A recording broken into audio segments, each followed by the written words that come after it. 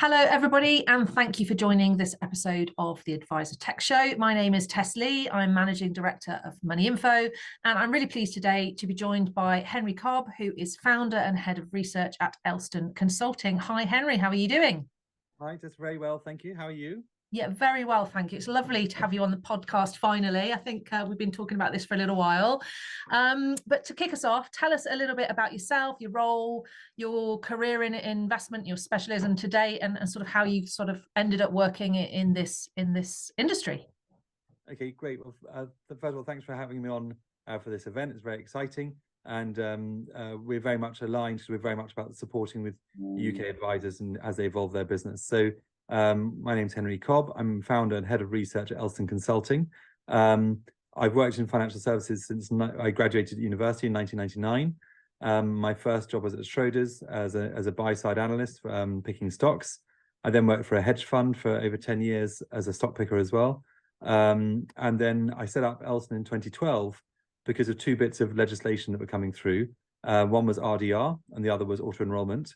And I looked across kind of similar rules have been brought out in the US a few years before, and understanding what kind of investment solutions came to bear as a result of those regulatory changes. So Elston Consulting was born to basically help advisors navigate regulatory change and help providers navigate regulatory change, and think very much about how to develop low-cost multi-asset investment solutions. And that's guided pretty much everything that we've done since starting, first of all in workplace pensions, and then more latterly with MPS and model portfolios.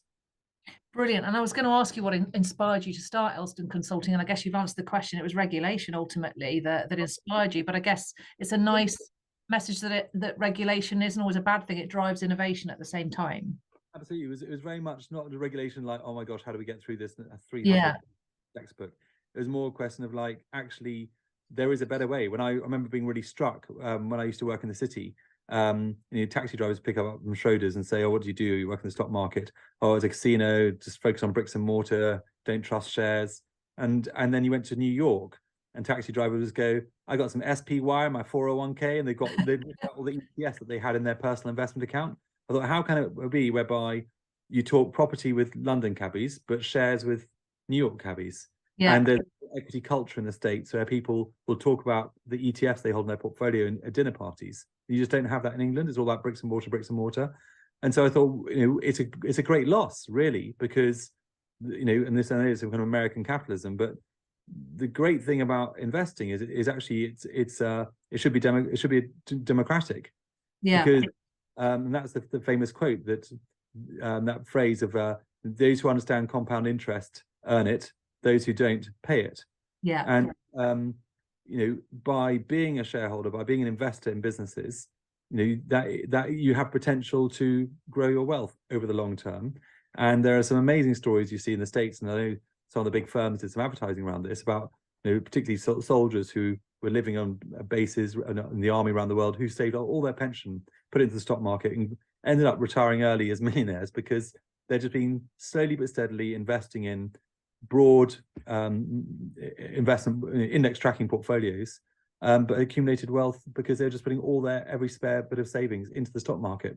Whereas in England, every spare bit of savings goes to your house, the garden, your house. Yeah. There's a different culture. And so I suppose we were thinking and part of what the government did when it was looking at this whole financial stability of how do we ensure financial stability is about having more people owning more shares ultimately, because otherwise, it's harder to get people to grow. Otherwise, they're more dependent on the state. So when they did the pensions review in 2004, Pensions Commission, that was about how do we get people less dependent on the state, and that was the beginning of the Miners Report. Think about how do we get automatic enrolment going so that people are actually invested in the stock market and they have that long-term compounding rather than being dependent on the state in the end. So everyone says regulation is very haphazard, but actually, if you follow policy and you look at what the Treasury writes about and look what civil service comes up with, it's actually very, very progressive and very, very consistent. And so I suppose what we thought was, one, it's a good thing if more people have investments as a general, and the numbers are tiny. There are 30 million working adults in the UK. 10 million have got ISAs. but only about 2 million have got stocks and shares ISAs. And how much has that changed in the over 10 years you've been doing this? Not a lot, presumably, because our culture still is very focused around bricks and mortar, as you say, isn't it?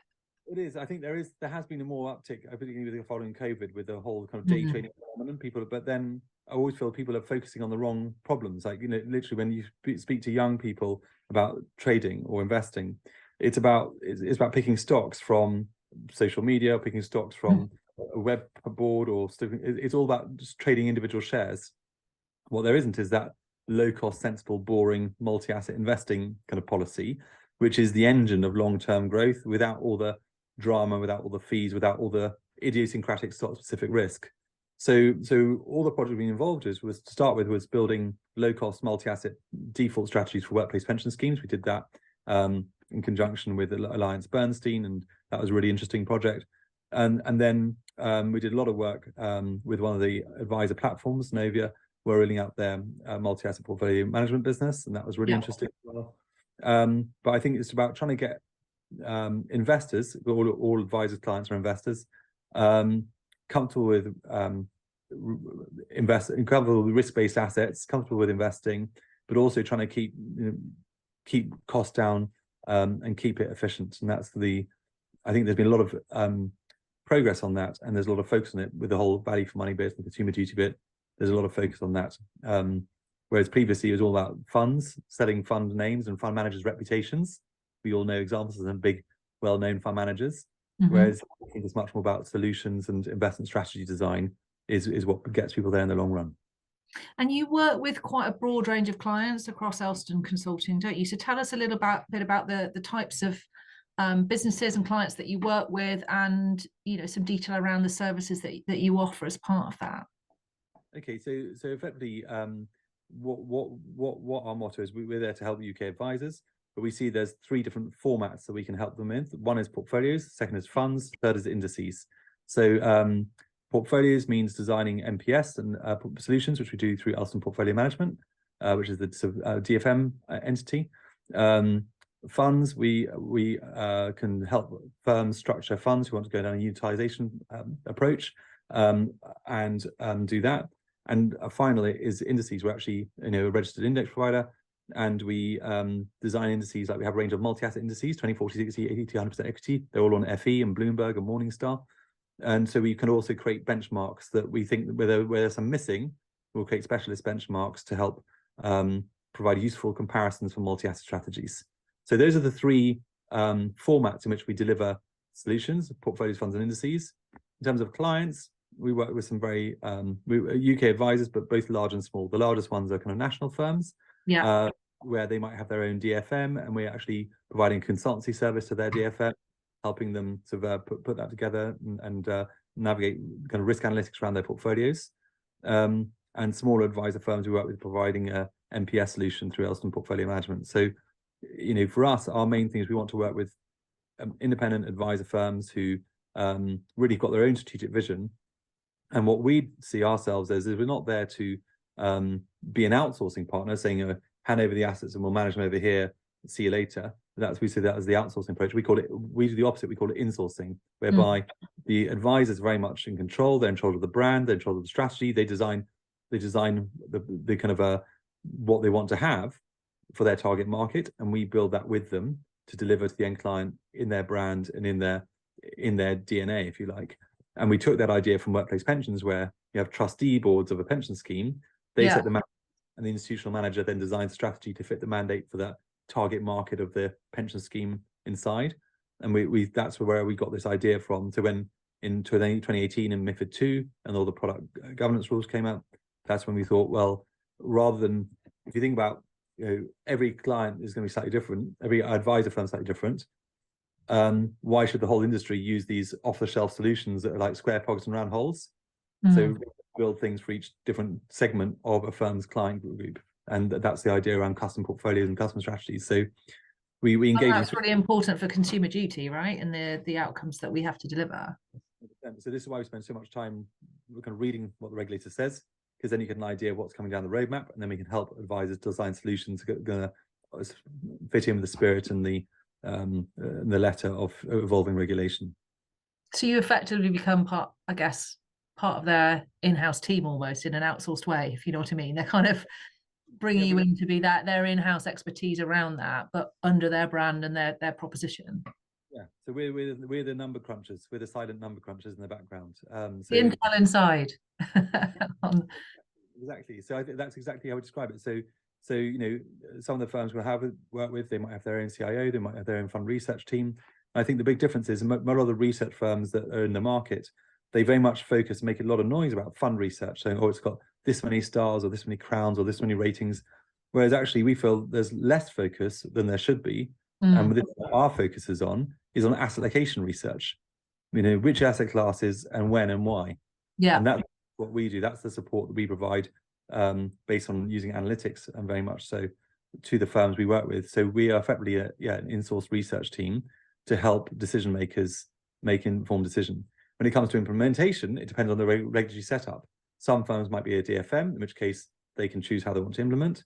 Some firms might not have a DFM, then we can implement through Elston Portfolio Management. But the idea is that this is about setting up a cultural challenge, having someone mark the homework as well for firms that are running models themselves. And I think 2022 was a big lesson for a lot of advisors, because everyone's been sleepwalking through these set and forget third-party risk models from third-party providers, where it's like, oh, here's our allocation, it's a 3, 4, 5, 6, 7. It's this much equities, this much bonds. And the bonds are in there because, well, they're always in there. And whereas we were sort of challenging that very publicly on the internet, on the blog and on LinkedIn, saying, look, right now, the bonds are the last thing you want. Bonds are not safe right now. We're going to a high interest rate, high inflation regime. Since December 21, October, November, December 21, we were saying, get out of bonds. And the firms we're consulting to, we encourage them very strongly to do that. And through our own managed solutions also. So, and now beginning of this year, love bonds. Yeah. It's because they got real yield again. They're doing what they're meant to do: diversification, real income, and providing security and stability. So I think it was a good lesson for, you know, a lot of firms, a lot of advisor firms found low-cost multi-asset funds a very easy sell for 30 years because they just went up in a straight line. They did very well. The equities did well. The bonds did well, and it was very simple. But then suddenly, when you had this inflation shock, the markets got turned upside down, whereby equities were safe and bonds were risky. And the most cautious clients for advisor firms got punished for being in so-called cautious portfolios that weren't at all cautious, because bonds couldn't hold their value against inflation, and volatility in the gilts market spiked to equity levels. So having that kind of active thinking around asset allocation and asset allocation design and stress testing models and thinking about risk more holistically, that's, I think, become much more on radar rather than sleepwalking through third-party asset allocation frameworks. You're addressing, I guess, a key challenge for all of those firms, aren't you? And it is staying ahead of that curve and understanding what's coming down the horizon and having that active, you know, insight into what's happening across the market so that they can react effectively for the different segments of clients that they're servicing. And I guess that's so important to firms, particularly now, because, you know, the markets are constantly evolving. There's a lot of turbulence. You know, they need to be able to navigate that successfully, particularly if they're to hit those good outcomes for their clients. Absolutely. And I think one's got to differentiate between long term and short term. So there's a lot of debate about whether adjusting portfolios makes any difference. And some will say, oh, don't worry about it, it's just time in the market, set and forget, just run with it. And there's another body of research saying, well, actually, this actually makes a huge difference. But they're both right. But you've got to look at time frames. So if you're buy and hold and don't do anything for 30 years in between, then for a certain risk level, then you'll get that return level probably. In the short run, you might be punched in the face along the way. And so if you're investing for, say, under 10 years, risk management, volatility management is hugely important, because markets can go up or down 20% in 1 year. And so it's all about time. And there's lots of discussion about risk and return, but there always needs to be discussion about time as well. Risk, return, correlation, and time, those are the four main variables. And in the long run, buy and hold makes sense. But in the medium term, so say 10 years or less, risk management is absolutely critical to avoid poor outcomes and bumps along the road like we had in 2022. Exactly. And what are the other challenges that you're seeing across the businesses that you're working with now? What is it that's really keeping them up at night? And, you know, is it consumer duty? Is it ongoing regulation? What is it that you're seeing out there with the businesses that you're working with that Elston are helping them with? I think, well, consumer duty is ones where if firms were already in good shape, it's an upgrade, not a sea change. So if you already had your CIP framework in place, you already had your product governance framework in place, you already had an investment committee in place, you already had your communication strategy in place, you're already doing all these things, but you maybe hadn't labeled them in that way, then it's literally about a kind of a papering exercise of documenting it and evidencing it and showing how it's happening. But if firms haven't been doing those things, or hadn't sort of caught up with previous regulations, suddenly it's a massive catch-up exercise. So in a way, we see it as an upgrade for firms that are already in a good place, and it is a step change for firms that were maybe a bit slower to implement previous guidance. And that upgrade, is that really about the governance around this, and how, I guess it's how they're evidencing that actionable evidence that they're doing? It's all about evidencing, because all these things are treating customers fairly was always there, but this is now about evidencing it, and it's kind of making it all on steroids.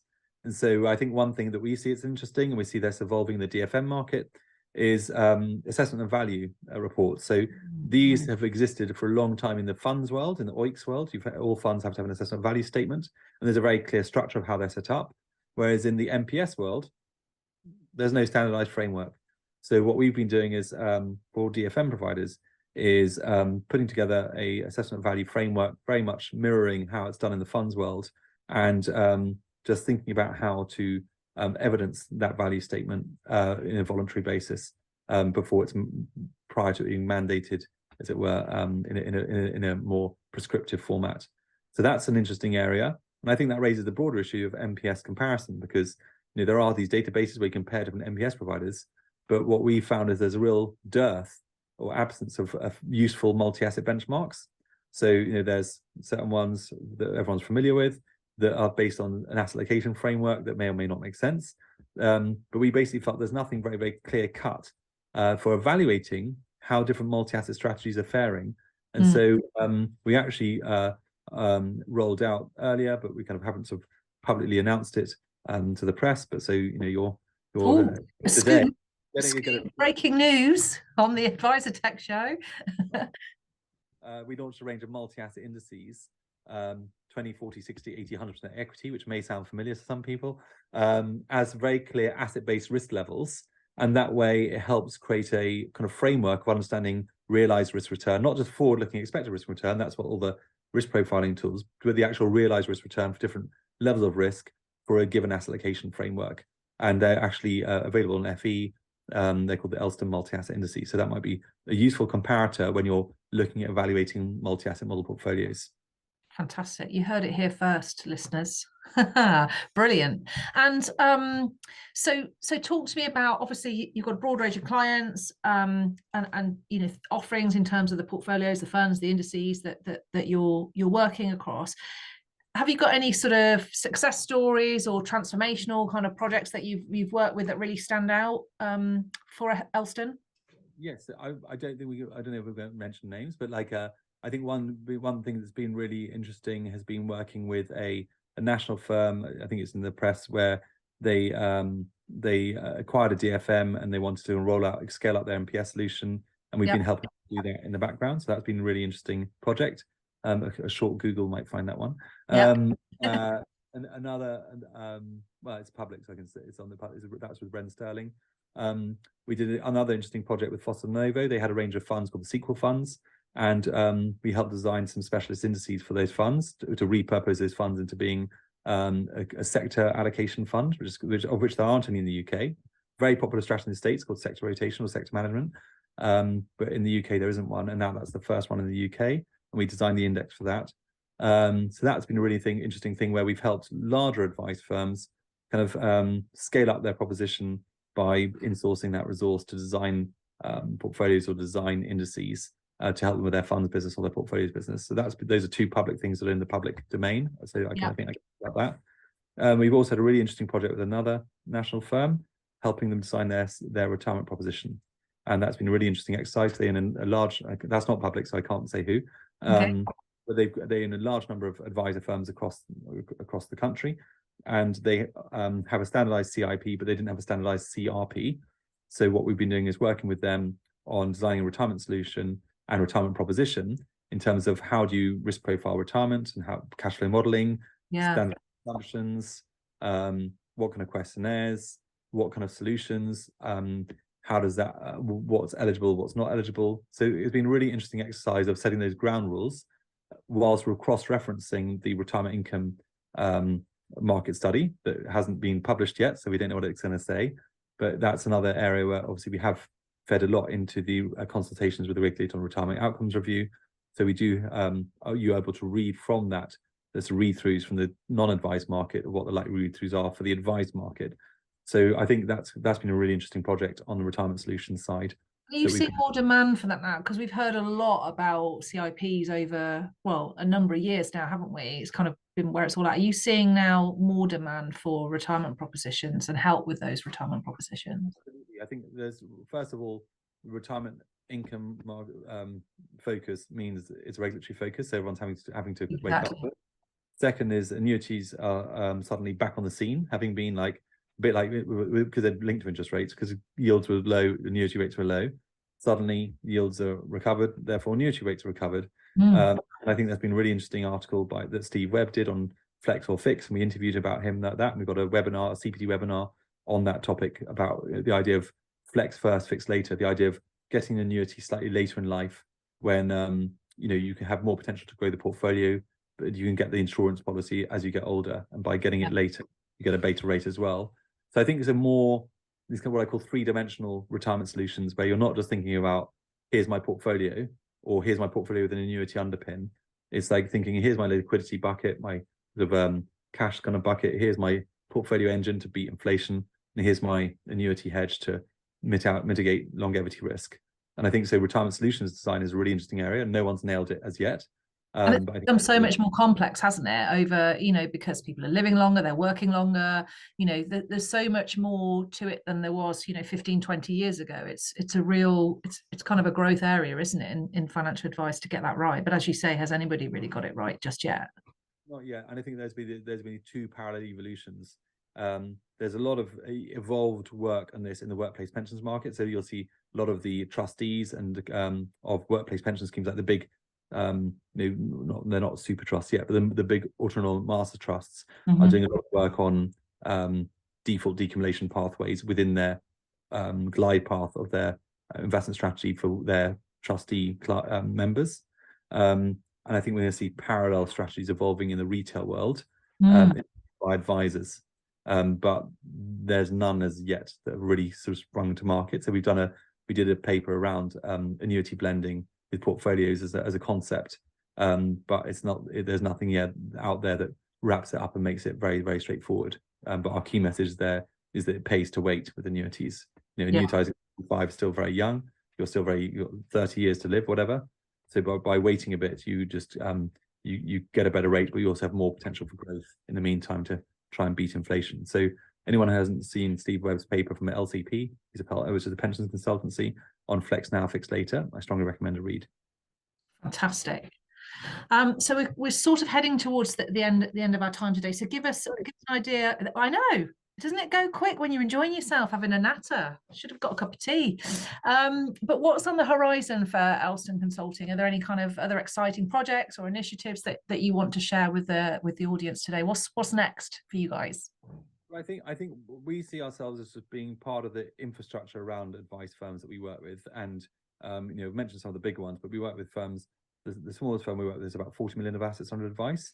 Right. So we're there to work with firms of any size. And I think what's really interesting is that with the right technology, and you guys come up a lot in this because your app is very compelling. We have a lot of common clients, don't we, in terms of the firms that we're working with, actually. Yeah, and secure messaging is super critical. So I think firms that want to put together a very, very comprehensive proposition don't necessarily need to reinvent the wheel. You could be an advice firm. You don't need to build your own app. You can speak to Moneyinfo. You don't necessarily need to recruit an entire multi-asset investment team. You can work with a firm like us. I think the other big focus, I think there's going to be a real focus area, is content. I think advisors got to communicate more with their clients. Not just want to, but should enjoy doing so. and it's a big differentiator. And I think that's a big area of focus for us is content and communications, because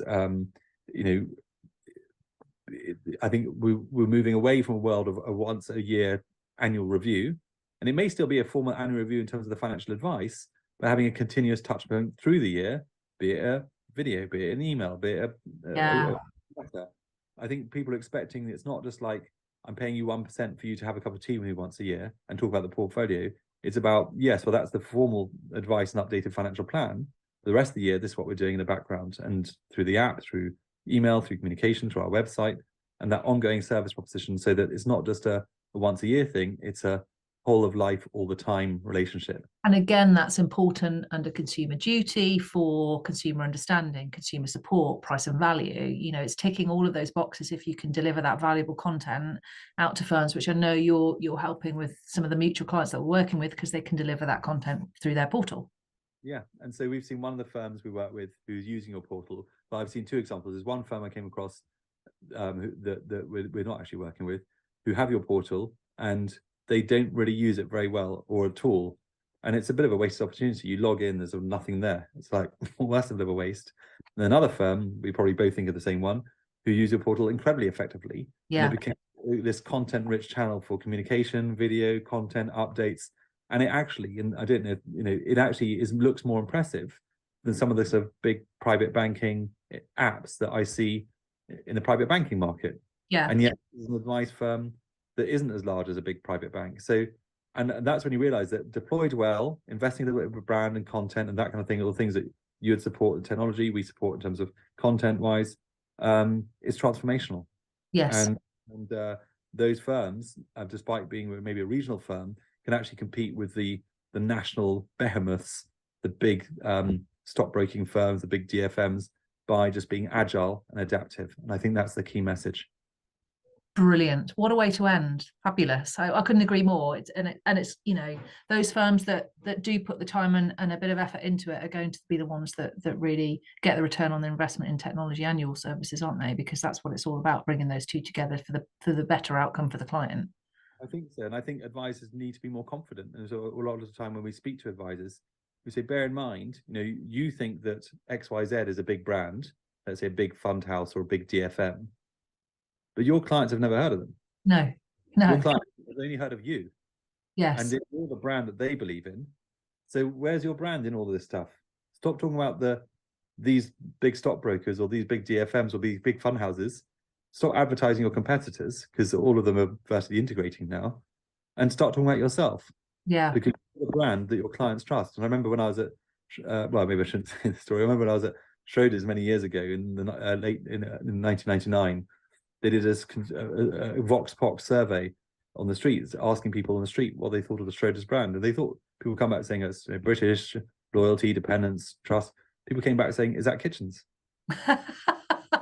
Brilliant. But you're true. Who would have heard of that? People don't. They don't know that. They'll know Scottish Widows because they see the lady in the hood on the telly, but they're not going to necessarily know those brands that we think are just, everybody understands.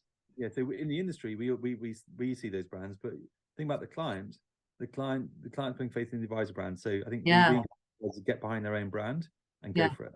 Yeah, and we absolutely agree. Hence the whole branded, hence the branded apps, because it is the advisor brand that the client trusts, and what they're ultimately buying is not a portfolio and a set of funds. They're buying peace of mind, right, for their future, for whatever their goals happen to be. And I think that's so important. You're right, and confidence is a big thing. We need to get advisors confident to roll this stuff out and to start communicating their benefits to their clients. Fantastic. So just to finish, if people want to get in touch and find out more about Elston Consulting and the services you offer, do you want to give a shout out for your website address or any other details in terms of how they can get in touch to find out more, Henry? Probably two best ways. Elstonsolutions.co.uk, because we like solving problems. So that's elstonsolutions.co.uk, and there is a contact us area on that website. That's Brilliant. One way.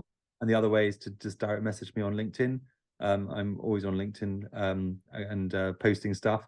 So if you ping me a message, that's another great way to just get together. Fantastic. Well, look, thank you so much for coming on the podcast today. It's been a delight to talk to you and really insightful listening to to learn more about what Elston do and how you're helping firms across the country with their investment propositions. So thank you so much for joining us. Great. Thank you, Tess. You're welcome. Thank you for listening in. Yes, thanks everybody. And don't forget to tune in for the next episode of the AdviserTech Show. Thanks very much.